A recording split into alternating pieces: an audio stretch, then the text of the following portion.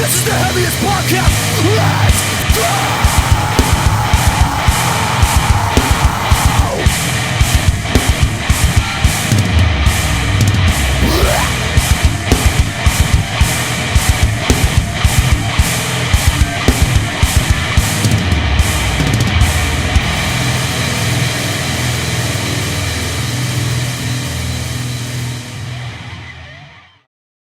Yo, what is going on? It's the on? Heavyist podcast, weekly worship at the altar of radness.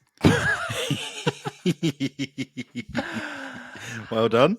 Yep. How are you, Gary? I'm well, sir. I am very well. How are you?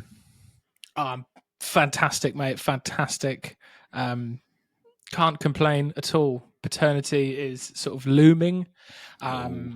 Still, obviously, it's looming. It's sort of looming ever more. It's a good day, Gary. I'm very happy. I'm very excited. There's been some announcements in the heavy world that have made me, that's just sort of got me through the day. Oh yeah. Yeah. What's going on with you, mate? What is up? What is up? Nick's been ill, so that's been looking after her. That's been it's been fun. Bless her little heart. What did we do? We went to the Diamond League. Do you know what the Diamond League is? Unless that's a Pokemon reference, I am completely unsure of what that is. No, it isn't. It's track and field. It's like club level track and field. It was at London Stadium. It was really cool. I wasn't expecting a great deal. Nick's really into athletics and stuff, but actually it was really fun. Do you know? Have you seen the thing on Netflix, Sprint, about the sprinters?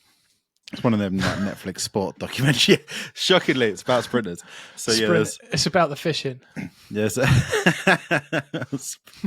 No, there's this guy. He's like the American top 100-meter sprinter, Noah Lyles. He was competing. He was quick. Shockingly, quite fast. He was quite fast.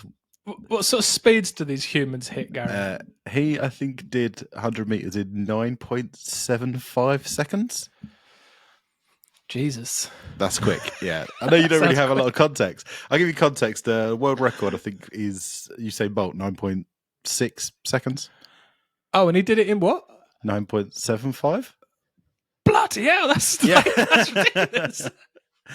That's quite the event. Yeah, man. It was cool. It was interesting. I've not been to the London Stadium before. It's pretty impressive. It's a big old place.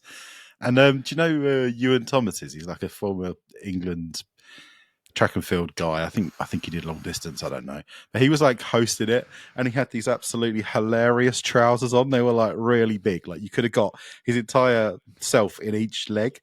And the commentators just kept rinsing him for it. They just kept calling Ewan the Trouser Thomas and stuff. It was so funny. They just absolutely ripping into him the whole time. It was really, really funny. It really made me laugh. Ewan the Trouser Thomas is a sick name, though. They were absolutely ridiculous, though. To be fair, like he deserved all of the ribbon that he got. They were the most awful pair of trousers I think I've ever seen. And I used to own J&Co's. How about you, man? How's things? Good. Yeah, just been existing, waiting for the baby. We've just a heads up. I think we probably aren't going to do a podcast next week because there might be a baby, but we don't know. I've got it in our schedule, baby beans. It's in there. It can float, it can move around. I don't know. You're gonna have podcast paternity leave. I'm not sure. It won't be unpaid if it is. I mean, it's all unpaid, but you know. Yeah, I don't know. We don't know, Gary. The due date's the 2nd. We're recording this on the 26th, so we don't know what could happen. Scary stuff, man. Scary stuff. I just noticed that you've updated your title in the. I don't think that shows anywhere, but no, I don't think it does. But I enjoy doing it. I was hoping that you'd spot it. Gary has updated himself to Gary Original Gangster in there. Yes, that is my official title. You will refer to me as OG Gary from now on. I'm going to change mine to Original Prankster. Original wankster, more like. Oh, we do have fun here on the Heaviest podcast, don't we? You should probably like and subscribe to us on YouTube because of this banter, this top level of banter. Golden, absolutely solid gold banter. Gary, I tell you what, I really, really bloody enjoyed that Iron Claw movie. That was good, wasn't it? Oh, it was really good. It was bloody sad though, wasn't it? It was emotional. I was not quite prepared for how. I mean, I knew it was going to be a bit sad, but it was phenomenally sad. But it was also quite beautiful. It was really, really cool. How good was Zac Efron, mate? I loved him. Mate, he surprised me. Even with his new rebuilt face, he was still doing the bits. Like, consider you think about Zac Efron. He started off as like High School Musical, you know, whatever his name was, like Cody or something. What was his name? Do you know what his name was? The Wildcats. That's literally all I can remember. Wildcats. Let's just go with Cody. That sounds like the sort of name that he would have in a film like that, right? Cody. Yeah. But that's where he started, and now look at him, like putting in proper performances. Yeah, absolutely superb. Someone at work who was like a big wrestling fan even told me that actually they cut some of there was even more tragic events that happened to that family that they trimmed out because they were like, no one would ever believe that this much sad stuff happened to that family. Like there was another son that they had who died as well, right? Yeah, there's a whole extra brother that was cut out of the movie because it was already too long and too sad, which is mental. It's mental that they were like, people aren't going to believe this. This is actually too much. No one's going to believe this much tragedy could occur in one family. We need to make this film more believable. This film that's actually a biopic based on true events. Do you know what was funny though? Jolene only knew it was about wrestling. She just thought it was a movie about wrestling. I think that's what I told Nicola as well. It was about wrestling. She thought it was going to be like SummerSlam or something. Yeah, to be fair, the SummerSlam cover, in the fields. All the imagery, the cover is them just doing a bit of wrestling, and he's like got his hand up, like from the out. It's called the Iron Claw as well, which really is barely referenced or like used. I think mentioned twice in the movie, and given no real sort of context. There wasn't like a big thing about, and that's the day I developed the Iron Claw, and then it all starts, and the title kicks off, and bang, it goes mental. It's just like, oh yeah, that's my old special move. That's my special move. So, Life had his family in the Iron Claw. Oh, hello, Jamie. Where are you going? Gary, I'll tell you what's quite exciting. The discussions that we've just been having about potentially, I reckon we might be able to go to Damnation. Oh, no. You just put it out in the world now. Now you can't talk about these things. It's like saying Voldemort. You can't say it. Yes, we're going to manifest it. I reckon we're on. I don't believe in manifestation. I believe in the opposite. Previously, I'd sort of abstained from booking anything because of the impending baby, but Jolene seems to be quite okay with it. So that means, Gary, we'll have it potentially, if we pull it off, if we can both appease the relative HR departments, we can go up, maybe do another nice little video like we did last time. Heaviest Lads on Tour Volume 2. That was so much fun, Gary, and the video got some really good response. Everyone really thoroughly enjoyed it. And then maybe this time we could maybe see if we can get some interviews and stuff going. Imagine that. Be cool. Imagine if we go up there and have a chat with bloody Chappelle or something like that. Imagine that, Gary. Just talk about choppers and weightlifting. I was I was in bed the other night thinking about it, and I was just like, I'm going to talk to him about how like powerful I think his forward rolls are. I'm just going to tell him that I've always thought that you could forward roll through a brick wall. I love that. I love, like, generally interviews tend to involve asking people questions. You're just going to tell him things about just your forward rolls, mate. They're on another level. They're on another planet. They're unreal. You could forward roll and create a black hole that would suck in the entire universe. I love that. Yeah. It's a new style of interview we've invented. Where you just berate people with information rather than actually asking them questions. Tell them how hard they are. I've always thought you're the hardest one. Who would win in a fight between you and Bruce Lee? I know the answer to that one already. Mate, yeah, let's make it happen. Let's make it happen. Everyone cross your fingers and believe that we can make this happen, and we can find a hotel that costs less than £1,000 for us to stay in. Gary, additionally, there has been some big news in the Heavyverse. Been some pretty serious news, pretty serious movements going on in the heavy sphere. That's right, Fit for a Mother Flipping Autopsy are releasing a new album. Mate, I tell you what, it's coming out on the October the 25th as well, which is the same day as Garia, so that could be the best day in the history of the podcast, potentially. Yeah. Garia, who we might have actually lined up a interview with. Yeah. We might be having him on the podcast. Right, seems to be pretty cool. It would be really quite nice to have him on all in his mask and that. Yeah, they do the interviews in their masks, don't they? Should we try and line up Pat as well and make it a double header? That would be incredible. Let's get them to interview each other and let's just hang out and watch. Get a mask. We should get a mask and we both make our mask and we get him to see whose mask is better. That could be a good bit. I love that. But yeah, anyway, Fit for an Autopsy. They got a new album coming out October the 25th. It's called The Nothing That Is. It's coming out through Nuclear Blast. And so they have declared that this new album will be their most dynamic and powerful album to date. So I know you have it's a bit of a pet peeve of yours when bands come out and say it's going to be our best record yet. But I think most dynamic and powerful is a bit different to saying best record, right? Absolutely, yeah. At least there's a bit more thought into saying we're hoping to release our best material yet, which is generally the blanket statement. That is kind of the goal for everybody, right? And knowing Fit for an Autopsy as we do, we kind of believe it, right? Going into it, you're like, sure.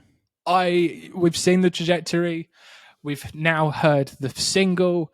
It absolutely rules. Mate, yeah. By that, I absolutely believe it. Yeah, most dynamic, most powerful.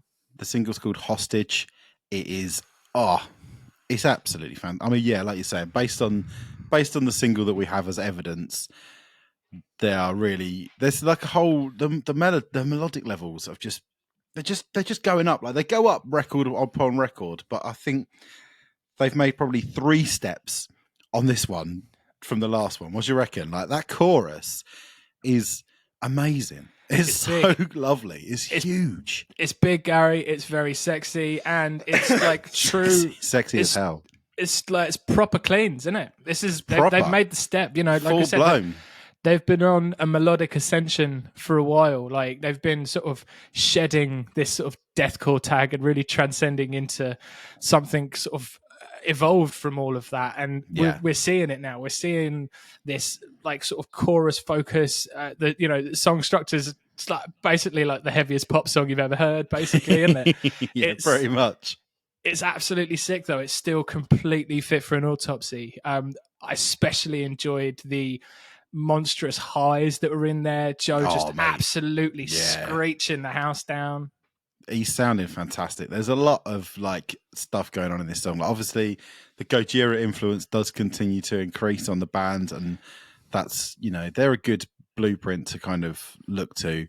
If you look at essentially Gojira, they're like a stadium-sized proper. They used to be a full-blown death metal band. Yeah, granted, these days they're a bit more chill than that, but they're still bloody heavy, and they're still playing stadium-sized venues and headlining festivals and stuff. They're still massive, so they're a good band to kind of look to as the goal. Do you know what I mean? When you're thinking where do we want to get to with what we're doing?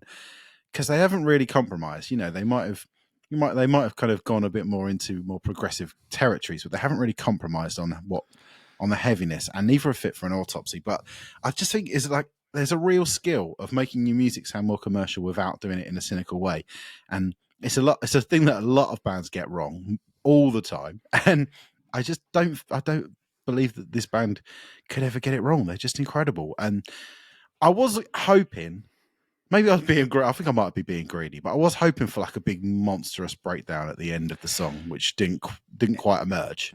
Yeah, well, I think the song itself's got a sort of quite a different energy to what we usually have. There's not as much of this sort of like ebb and flow. Like the melodic part, when it comes in with this very sort of big, chunky, stomping ass riff, very Gojira, and then when it kicks into the melody, it very much sort of stays there. Like it's not like it builds and then the chorus is massive and then there's a drop and then there's something else. They sort of keep it up there. And what we know about Fit for an Autopsy from the past is like tracks like See a Tragic Beast, like when that first came, or was it, sorry, Mirrors, wasn't it? It was Mirrors, Mirrors. When Mirrors first came out, we were like, oh, this is a bit odd. Like, obviously, we all fell in love with it after a while, but it just had such greater context within the confines of the album. And I'm sure that this is what this is going to be. This is like middle of album, like after this sort of built up to it, and this is very much sort of maintaining the sort of tension. This is actually track 1 on the record. Is it? Because the track list is out and about. So this is actually track 1. But I would probably put a good crisp £20 note on the fact that the second song starts with a huge breakdown, which is why there isn't one at the end of this song. Yeah. Well, it's very much a soaring statement of intent then. And definitely. That's very cool. If they're sort of setting the bar, the energy levels are massive. So it's a sick move. It's a sick move.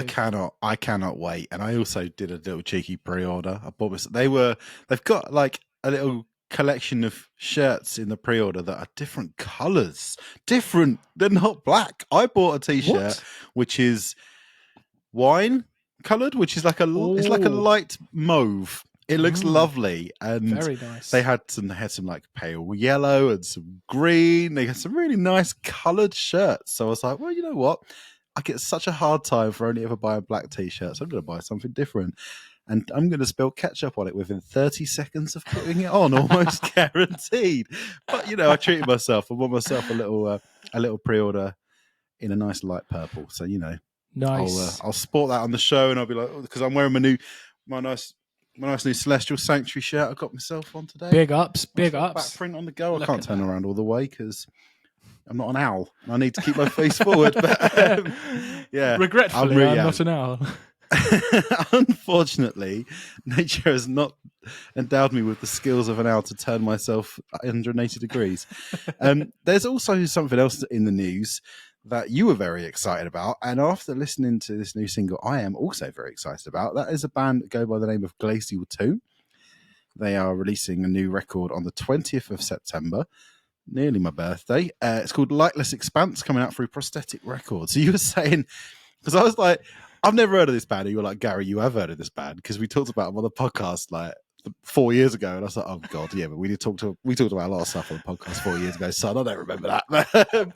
I then went back and I checked out that song, and I realised that yes, I do totally remember it, and it was very cool. Yeah. But this new one, this is really good. I love this kind of style of death metal where they just kind of write 5 or 6 absolutely sick riffs and then just kind of switch between them every 5 seconds. Like, it's absolutely wicked. I love it. It's so techie, but not like obnoxiously techie. It's just like, it just feels invigorating and exciting. Yeah, it's very, very thick, very chunky, very bloody hard. It's just very visceral and snarling. I absolutely love it. It's really hard. So yeah, it's been a long time coming. Like so I got really. So basically, they put a single out in 2020, and I got really into that single, and I've been like following them ever since. And you know when you check in on a band like so often, and then it gets to like 3 years later, and you just stop checking in on them.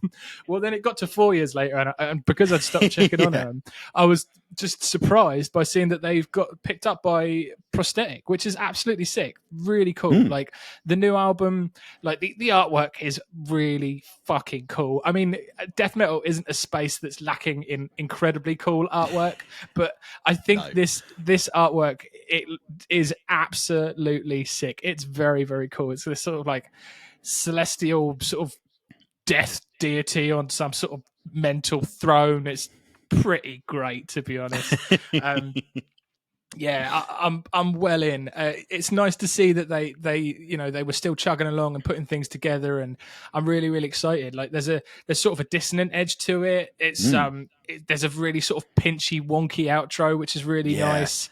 That last part with the like that he holds for an unfeasibly long amount of time is absolutely brilliant. Like I love the final, like it's probably like 30 seconds of the song where it gets really stompy, but with those big squealy pinches all thrown in there. Man, I'm down. I'm down as hell on this, man. Sounds really good. Also, just wanted to shout out Cabal. Cabal have good dropped shout. a little reworks EP. That's out a couple of days ago now, and the opening track is a rework of Magno Interitus, which is a cracker of a track. So these are tracks from the album. So that's the title track from their album from 2022. So this is them working with Mystique. That awesome lady that does all the symphonic business usually. Yeah. And this is sort of slightly different. This has just got the most sort of, it's like Blade and the Mortal Kombat track like come together. It's got the energy that I want. It's absolutely awesome. It's a really cool little EP. There's John Connor doing one, Inhuman, and Johu. A really sick little listen. Like, usually I couldn't give a toss about remixes. They wind me right up. Not famously your bag, are they? But yeah, but this is really cool, really interesting. So and we had Andreas on the podcast probably about 4 years ago, didn't we? Like, it's quite a long time ago now. So it's wicked to see them making moves, man. I really like that. I feel like their profile's risen quite a lot. Like they're on that massively. summer. They're just on that summer slaughter tour, aren't they? Like they're absolutely smashing it. They're definitely sort of one of the. I want to say underground gems, but they're sort of hopefully sort of piercing through that now. They're emerging. They're emerging from under the ground, and they're becoming a bit more well known. And well deserved, mate. Well deserved. Big up to them. Yeah, it's I'll have fantastic. to check that out. I've not had a chance to give that a spin, but that's definitely going to go on the list because I don't mind a remix. I don't mind a remix record. I'll listen to Reanimation. No, I won't. That's a lie. So should we talk about a record? Sick. Should we talk about a record? Let's talk about a bloody record, Gary. Let's talk about Tendrils, mate. They're a 4-piece Mathcore band from the Southwest. This is their debut album. It's called Long Dead, and it comes out on Sunday, the 28th of July, I believe, as I just seen the post. I read Friday in my notes, but literally while I was waiting for you to log on this evening, I looked on Instagram and it says that it's coming out on Sunday. So it'll be a couple of more days that you've got to wait till you can actually hear it yourselves. But first of all, title. Is it a play on Long Live by The Chariot, do you think? Oh, I don't know. I'm guessing. I didn't really pick it up, but if you say so, I reckon Long Live, Long Dead. Completely right. Maybe. I don't know. Whatever, right? So I think this record is absolutely wicked, mate. This record is so cool. Like, I mean, Mathcore is a genre of music that I can pontificate upon for hours if you'd let me. But I think there's quite a small pool of influence when it comes to the genre. Oh, before you go, right? You're the Mathcore guy, and you're gonna have all the best things to say. So I need to get mine out early because I reckon you're gonna have said the same influence that I have. Yeah. Does this not sound like a spiritual successor to Nightmares by Architects? Oh, no, you know what? I had not thought of that at all. Brother. But my days, dude. It's right in there. Some of the vocal moments are literally like from that album. It's so cool. They're picking up that era of Architects and going, right. Let's do it. You're so right. I hadn't thought of that at all, but mate, God, you just absolutely stopped me in my tracks there. And it's like, flipping heck. I was trying to pin it down. That must have been like millimeters from coming to me all day. Because I was like, what? I'm trying to think what I'm hearing. But like, because I was kind of thinking there's kind of two worlds. And you hear a lot more of the stuff coming from the kind of metalcore direction these days. You know, like we talked about a couple of weeks ago on the show, The God Awful Truth, like coming from that Ion Dissonance-y, Tony Danza-y kind of Frontier, Car Bomb kind of end where it's sort of started in metalcore and sort of getting mathier. And then there's the other end where you got like the Locust or like heavy low stuff where it's like more punky and kind of coming towards mathcore from punk. And I think that what you get with this Tendrils record is kind of a really good balance of the two. Like often bands don't, they come from one school or the other. There's like, you know, they either play Jackson guitars or they play Fender guitars. You know what I mean? Like there's rarely a kind of intersection of those ideas, but Tendrils have really found a lovely sweet spot. Well, I guess the only other thing that kind of hits that similar sweet spot is like Dire Mars by the Callous Dow Boys.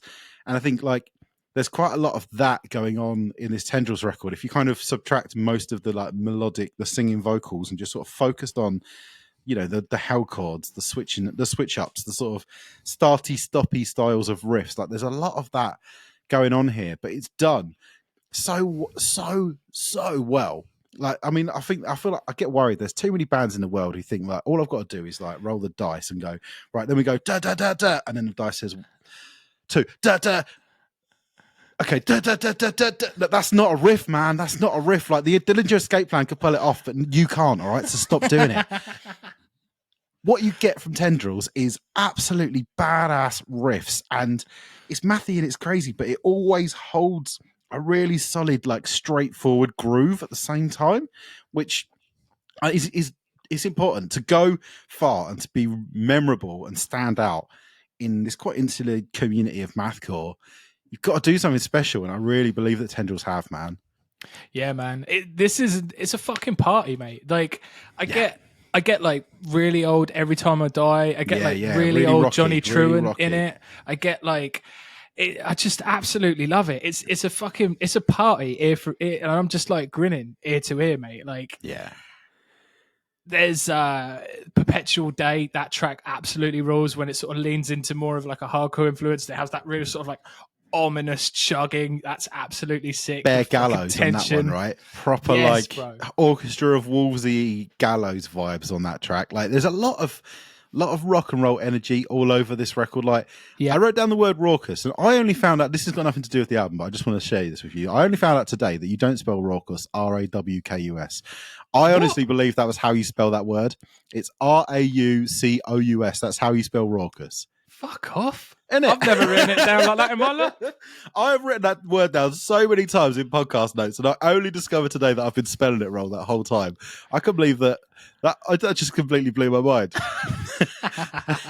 But yeah, this is absolutely raucous. This really, like, it makes me think of when Employed to Serve came around and they released Greater Than You Remember. Like, they had the same, that record's like 10 years old now, which is crazy, but it's that like scrappy technicality, like the two ideas of being like really loose and scrappy but really tight and technical.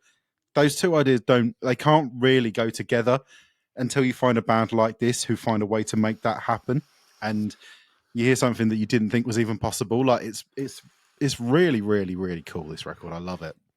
I love it. There's a real sense of like atmosphere to it as well. It's very sort of, there's a lot of depth to it. I like really sort of cacophony of textures quite a lot of the time. It's very intense and stabbing, and it's just fantastic. It feels like a classic mathcore album that you've dug out from 2002 really or something. It really does. It's like this came out like the week after The Fiancé came out. Do you know what I mean? Like it's really got that like that original like MySpace Soulseek era feel to it. Like it honestly does feel like it's been dug up from the past and like the golden age as I'm going to consider it now. But yeah, there's so many like ideas and little things that they do that are really, really interesting. Like in The Pessimist, when they have that like fake out ending where you genuinely believe the song's done, and then they come back in with a big chunky breakdown version of what was happening before, or that riff in House of Vultures where it's like na na na, and you think, oh, okay, this is going to be like a like a breakdown, and they just blast beat over the top of it. And then when you're like, okay, I get this now. This is a blast beat section. Then they break it down just after they've like disarmed you, and you're like, okay, I understand what's going on. Then they just throw this little thing in to fuck you up again. Demapped, that song's really cool, where they just kind of lean into something a bit chunkier and a bit sort of burlier. Like, I think that's a really interesting way to switch up the feels of the record without having to do a ballad. Yeah, I feel like they attack a lot of sort of different from a lot of different angles on this record, and they never miss. It's absolutely sick. This feels like, I think they're the UK Mathcore champions, right? I think they might be, mate. I think they might be the champs. Off the top of my head, I can't think of a band who are straight Mathcore from the UK who are as good as this. Like, I was thinking they'd go really well on a bill with, like, it'd be like Helpless headlining, Burner on like main support, and then Tendrils as opener would be like the ultimate, like, repping the weirdo music of the UK kind of vibe. That would be sick. This is top notch. It's just rowdy. It's rowdy. I know how to spell that word. ROWDY. I had to prove it just in case you don't believe me. But, this is a really, really fun record. And I don't know, I feel like I'd been, like, I think I said it when we talked about God Awful Truth. Like, I felt like I've been stuck in a bit of a rut with Mathcore. Like, I've been struggling to get excited about new stuff that was coming around. But then there was that, and now there's this that's really, like, rejuvenated my my passion for the genre. And massive showing for the genre, mate. Yeah, dude. Yeah, I think they're the champs. I think they're the champs of the UK. We were hoping that Christian from Mathcore Index might be on the podcast, and I was going to try and get him to crown them officially the Mathcore champs of the UK. Like, I think with his blessing, that's how it is decided. Yeah, I wanted to know where he was at, because he is a man who basically listens to Mathcore bands for a living at this point, and I wanted to know where his head was at, and I'm sure that we'll find out on like an episode of Mathcast in the future, because there's no way that this won't be shoved right under his nose and he'll be huffing it up and he'll love every second. Yeah, this is really sick. The band are called Tendrils and the album is called Long Den, and it's out on Sunday. So keep an eye. Put it in your. Don't forget when you're looking at new music on Friday that it's an extra couple of days. Yeah, like, put it in your diaries. Bang it in while your Yorkshires are on. Like, do you know. When you're getting your oil hot for them roasties, when you're cutting up your garlic and rosemary for the old roasties, just pop this on. Just do be careful if there's blades around. Yeah, roast responsibly and responsibly. we don't want to condone dangerous cooking practices whilst listening to scatty music and burning yourself. And I don't want people like in hospital with third-degree burns saying the Heavyist podcast caused this. Like, well, I don't need that. I don't need that juju in my life. We've got another record to talk about, which is, I don't know, maybe I'm equally as excited about, to be honest. Like, this record is also incredible. The band are called Summoning the Lich. They're a 4-piece death metal band from St. Louis, Missouri. Their new album is called Under the Reviled Throne, and it's released on Friday the 26th of July through Prosthetic Records. So this band I'd never really come across until we covered them on the show when the last record came out, which I want to say was 2021. I should totally have written it down and I didn't. And I still think about the Demon of the Snow probably twice a week. It's still lodged in there, brother. Yeah. It's still there. Yeah, but that's the thing. Like, I feel like they took that as like a kind of a what happened on that last record that we were really, really proud of and really like think was something that we honed in on, and they've kind of blown it up and turned it into this whole record. Like, I really think that they've stripped back all of the kind of over the top show offy wankery that you get from technical death metal, and found a way to make what they do really hard, really direct, really hooky, really catchy, but not actually like dumb them their technical skill down, if that makes sense. Like, it's still very much a technical death metal record for the most part, you know. Yeah, for sure. It's techie as hell, but it doesn't like whiff its own farts. It does that all. It does this all usually just as a sort of a delivery device for some sort of brilliant hook. Like the hooks in this album are so sick. Like, yeah, man. You're gonna need to stay with me for a second. I've got one of my classic over the top complicated metaphors. So have you watched series 3 of The Bear yet, by any chance? Nah, I'm struggling. Jolene isn't interested in it. She watched the first 2. She's not in. She don't want to watch the rest of it. That's a shame. Well, without trying to get into spoiling anything that happens, essentially, Carmen becomes obsessed with the idea of getting a Michelin star, and he kind of gets really carried away with just overdoing everything. And I feel like this is like the opposite of what's going on in this record. Like, this is essentially like a Michelin star chef making you a burger. Do you know what I mean? Like, it's like taking all of their culinary skills that they've got in the world and then finding a way to just create something really easily like digestible using all of the skills and techniques that they've picked up over the years. Like, I think this is a really incredible exercise in like less is more, this album. Yes. Yeah. Absolutely. It's an album filled with just brilliant performances. The vocals are The vocalist is so good. He's so good. You know, you close your eyes, you think you're listening to Big Trev, R.I.P. Honestly, yeah. Especially in the highs. The highs are they're just Trev as fuck. There's a lot of the Black Dahlia Murder and the way they execute riffs and the way there's a lot of sort of majesty around everything. It's very, very sort of gothy and metal and sort of all the sort of correct imagery that would go along with that sort of moonlight riffery and shit like that, you know.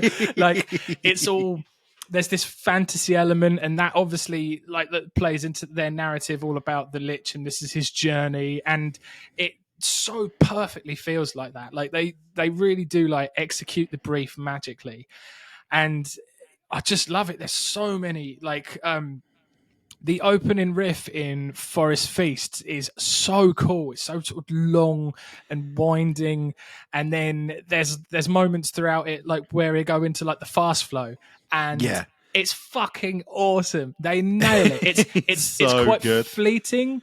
Yeah, there's just sort of little pockets of it that he chops in there. Like, I love like that riff that you're talking about. I love the way that it's got that like really fast kick, but then there's that like there's that little bit where he gets even faster still, and it kind of makes the whole thing feel like Meshuggah or something. That makes it feel like it kind of bends. Like, it's incredible. That like that's exactly what I'm saying. That's like taking this incredible like precision, like really instrumental high levels of skill, and finding a way to really make it work in like something catchy, like not just getting lost in showing off how good you are. Like, you get so that is always like an argument that you hear is like, yeah, okay, it's impressive, but is it good?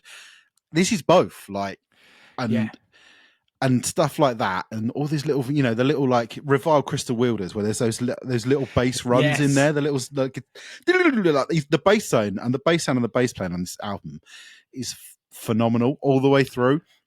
But it just sort of sits in the pocket, like he doesn't have to go like and do the trumpet fretless business. He's just in the pocket, just shredding out incredible bass playing at all times, but never going like, you need to hear me. I need to be like the one who's like really up front right now. And I don't know, this is just, and like, I've just got to come back to the vocals. The vocals are so cool. Sorry about that. I think I might be getting ill now. The vocals are so cool, but like, it's all of that, and then obviously the imagery and the lyric and the concept and the lyrics are really awesome. But I feel like I really believe it when it comes from this band. Like, obviously, fantasy narratives are really prevalent a lot in a lot of modern music, but I don't believe that Will Ramos has ever been in a Games Workshop. Do you know what I mean? Whereas I feel like Summoning the Lich spend all of their free time playing Magic the Gathering and then writing riffs. Like, I really believe that these guys live and breathe this kind of culture and this like this world, and just high fantasy is like, you know, they've probably got Lord of the Rings tattoos and stuff like that. I really believe these guys when they get like really stuck into that fantasy stuff, and I don't feel like they're just doing it because it makes for cool artwork. Yeah, the vocals are incredibly dynamic as well. Like they sort of run the gamut of ridiculous death metal stuff from all the way from like over the top breeze to like soaring highs to gutturals, gutturals, like sort of goblin mode shit. I love when they layer them up as well. Sometimes you'll get like the bottom and the top of his range at the same time, and it like really punches like when a hip hop group, when like the hype man like backs up the last word in the sentence to really make it jab. Like, it's got that same like energy to it when they do that and they layer those vocals together. So cool. What they're so good at doing, and it's sort of lost in a lot of like death metal and tech death, is like giving you moments that you like really engage with, like because of the way that they sort of ride the riff with like the ride the riff with the lyrics. Like it will just perfectly note for note, it will match up, and it's so sick when that happens. I love there's in the Carry On Fleet, like there's this little moment where it goes a little bit more spoken on like the end of the hook, and it's got a proper like Darkest Hour vibe about it. Like the way that he says it, it's like the from the vein. It's like, but he does it like over 2 minutes. It's amazing. Yeah, man. Yeah, it's buckets Chorus, of tech death. There's it's chorus gorgeous. on Horror's Unending as well, dude. Yes. Like that, like Joe Bad energy. I mean, we were talking about him earlier on in the show, but like your horrors, like it's so catchy, and like it's all just like pitched horrible screams that just happen to sound melodic. Like there's no like, oh, there's a layer of singing and a layer of screaming, and we blend them together to make that sound. Like it's just a true pure pitch scream, and it sounds awesome, and it's so catchy. This album's so much fun. I love it.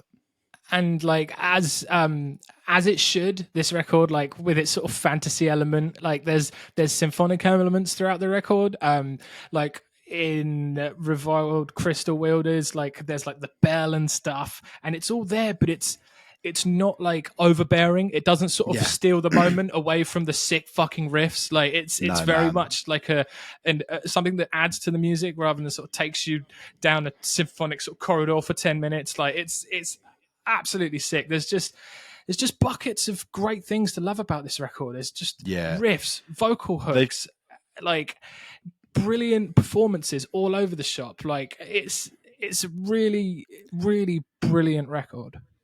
Yeah, dude. They've really worked on like distilling themselves down into something really awesome, and it really, I mean, just down, even if you look at the tracks, they're all sort of 3 to 4 minute bangers. Like, there's like one sort of interlude thing, and one track that I think hits about 5 minutes, but everything else is like really succinct, and the whole record's like half an hour long. It's so succinct and so perfectly like edited, and it's just an absolutely fantastic record. Like I'm really swept up in it. I think it's awesome.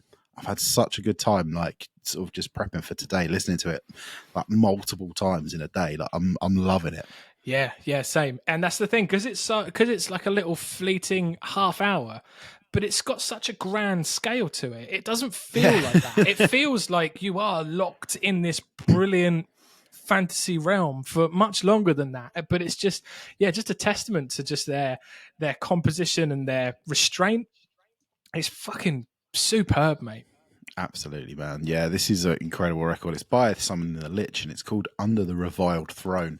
Make sure you check it out, because it's one of the best examples of this style of music that I've heard in maybe even since Where Owls Know My Name, mate, honestly. Like, I mean, the vibe of it is very different to that, but like it's on the same level of quality. Hell yeah. Sick as hell, mate. Any other riffness, Gary? Anything that you'd like to mention? Mate? That I don't actually have any additional riffy business to discuss with you this week, just because like I've just been really focused, really locked in on both of these albums. They've just been really, really good. And then also we've been, you know, the inboxes have been overflowing in the last week or so with some really exciting stuff coming down the pipes in the next sort of weeks and months. And I've just been digging into future stuff that I can't talk about right now. So the only other thing I would bring up, which is not riff based, but it is a television program, is, have you watched that thing on Netflix, Skywalker's A Love Story? No. Mate, it's a documentary about this Russian couple who do, you know, where they go on the top of buildings and take those absolutely terrifying shots of them. Oh, right. It's nothing to do with Star Wars. Oh, no, it's nothing to do with Star Wars. No, it's a documentary. Like, that's what they call themselves. They call themselves rooftoppers, or like Skywalkers. That's what they call the thing that they do. These like terrifying like building climbing that they do, and just put themselves in these ridiculously compromising positions. And I would not watch it if you get vertigo, because it will scare the crap out of you. But God, mate, some of the things that these people get up to is insane, and I would recommend watching. It's like an 1.5-hour documentary movie. I would recommend checking it out. Respect. I wanted to shout out this absolute barnstormer of an album that was highlighted by the good homies in the Discord. this album is fucking unreal, dude. Eye Eater is the name of the band, and the record I believe is called Alienate. It absolutely fucking rules, man. Like, you know me, mate. We love a bit of Viljata. We love a bit of Ulcerate.